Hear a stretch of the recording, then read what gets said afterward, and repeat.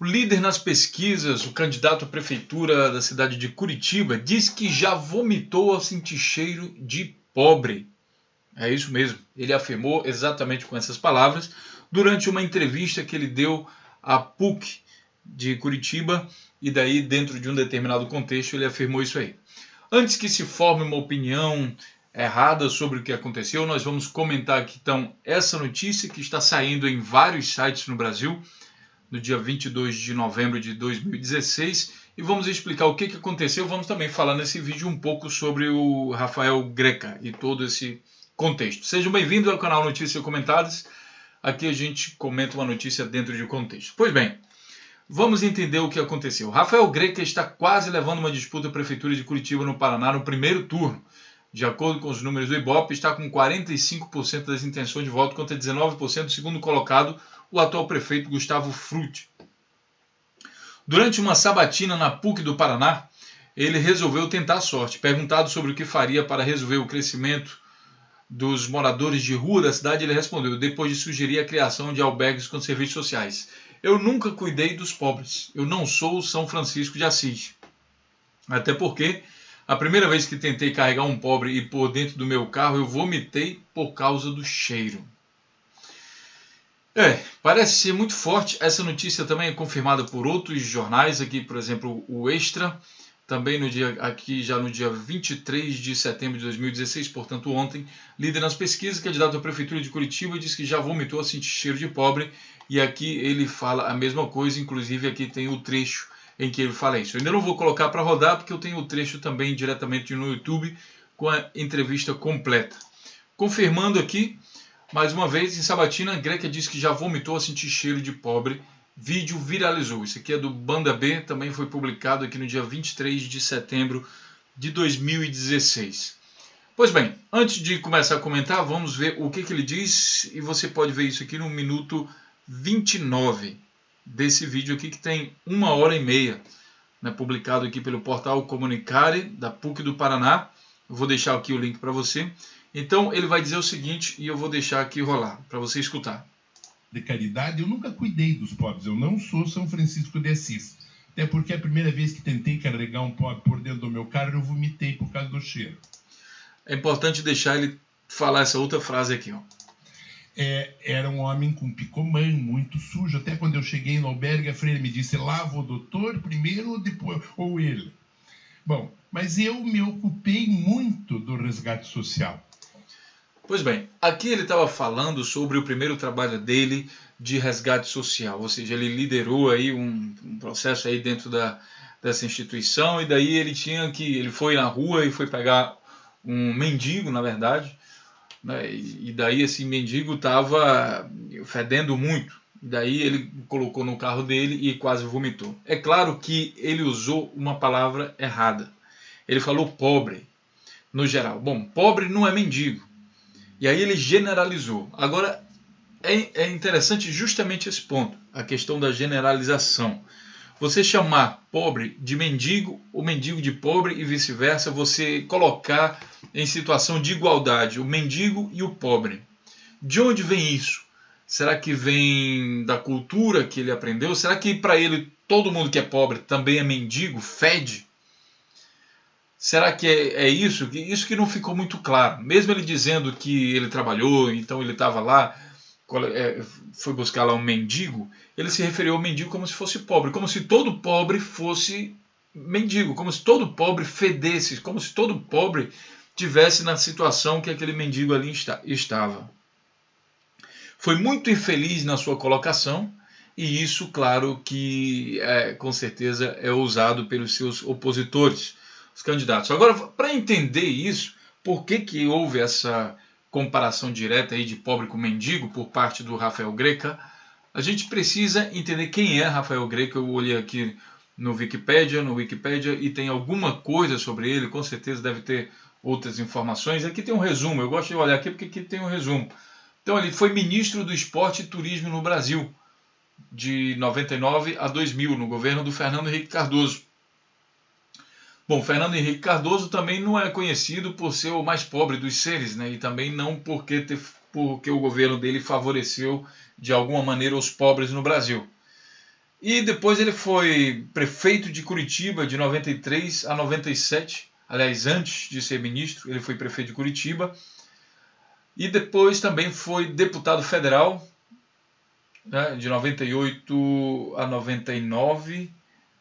Não sei por que em 99, não sei se sofreu um impeachment, como é que deputado federal de 98 a 99, parece um pouco estranho. Então, ele é de uma família tradicional de Curitiba. Ele é escritor, poeta, editor, pesquisador de história, membro da Academia Paranaense de Letras e do Instituto Histórico e Geográfico do Paraná. Ajudou na publicação de seguintes obras. Então, tem um monte de obras aqui que ele ajudou, segundo aqui o site do Wikipédia. Lembrando que o site do Wikipédia, ele também carece de averiguação, ver se é verdade, mas eu acredito que seja verdade isso aqui também. Recebeu inúmeras condecorações e prêmios internacionais, ou seja, ele é alguém respeitado no mundo acadêmico, vem de família tradicional e já foi ministro, e já foi prefeito, e já foi deputado. Tá? Atualmente, ele é o atual líder, como diz mesmo aqui essa notícia. Rafael Greca tem 45% das intenções de voto, e o opositor dele, Gustavo Frutti, que era do mesmo partido do Beto Richa, o atual governador do Paraná, tem 16%. Então, ele está na frente, o que tudo indica vai ser o prefeito. É estranho somente essa coisa em relação ao pobre. Para isso, é preciso escutar o que ele diz também, pessoal. Já falamos o que ele disse lá, que tem vômito ao ver pobre, mas ele usou a página aqui dele do Facebook para falar o seguinte. Vou colocar aqui para vocês. Me perdoem, sinto muito. Na sabatina da PUC, ao relatar a minha primeira experiência de resgate social, quis dar ênfase ao grande mérito dos educadores sociais e à valorosa vida de sacrifício das irmãs de caridade. Contei para os jovens como passei mal diante do quadro degradante de um pobre abandonado que eu recolhi das ruas de Curitiba. Eu não falei pobre no sentido de classe social ou de menosprezo ao povo trabalhador. Eu falei pobre porque é o mesmo sentido da Casa dos Pobres São João Batista, onde eu trabalhei por 10 anos. Eu não tive clareza em mostrar a grande compaixão que existe no meu coração, que moveu a minha ação social quando eu já fui prefeito e que me move para fazer esse resgate com a energia, a força, a qualidade, a luz e a compaixão que Curitiba precisa. Eu peço perdão pela minha falha de comunicação, mas quero assegurar o mais profundo compromisso com a compaixão, com a misericórdia, com o necessário resgate das pessoas que estão abandonadas pelas ruas, com o trabalho social de Curitiba. Então, é importante escutar também, porque às vezes a pessoa está dando uma entrevista lá e realmente se engana. A gente vê aqui a declaração dele pedindo perdão, é válido, eu acho que é válido, mas há de se investigar essa coisa realmente. Se ele não vem de família pobre, né, se ele vem de família tradicional, soou muito mal a pessoa com o histórico dele falar em pobre como se pobre fedesse. Né? Essa comparação direta de pobre com indigente. Eu dei uma analisada aqui também no histórico dele, que com certeza nos tempos hoje de internet a gente consegue levantar um pouco sobre quem é de fato Rafael Greca. Lembrando o seguinte, pessoal, as pessoas não são o que elas dizem que são, elas são os seus atos. Se você quer entender uma pessoa, estude os seus atos e não necessariamente escute o que ela diz que é. Por isso que aqui no canal Notícias Comentadas a gente investiga sobre os atos dessas pessoas. Tá? E fui buscar, claro, logicamente, alguma coisa ligada à corrupção, no caso aí do Rafael Greca. E encontrei. Né? Infelizmente encontrei, porque assim, não é bacana todo político que a gente vê no Brasil encontrar coisa de corrupção, mas infelizmente na maior parte das vezes é assim. Então, aqui nessa notícia, que olha bem aqui, o interessante, ela é do ano de 2000, deixa eu ver cadê aqui a data aqui, ó, 2 de fevereiro de 2000, revista Isto É, 2 de fevereiro do ano de 2000, portanto, há 16 anos atrás. Ainda bem que existe internet, porque isso daqui a gente não apaga mais. E ao gravar esse vídeo aqui, mesmo que a Isto É apague essa notícia, a gente vai ter esse exemplo aqui, esse recorte. Olha aqui, o Ministério Público Federal aponta suas baterias para as relações perigosas do ministro do Esporte e Turismo, Rafael Greca, com o Instituto Farol do Saber, entidade privada sediada em Curitiba, que leva o mesmo nome do projeto que foi marca registrada do ministro em sua passagem pela Prefeitura da capital paranaense. O programa Farol do Saber. Bem, aqui está dizendo o seguinte, olha, prática vice-manoso, arquiteto, responsável pelos 500 anos de descobrimento. Bem aqui, ó.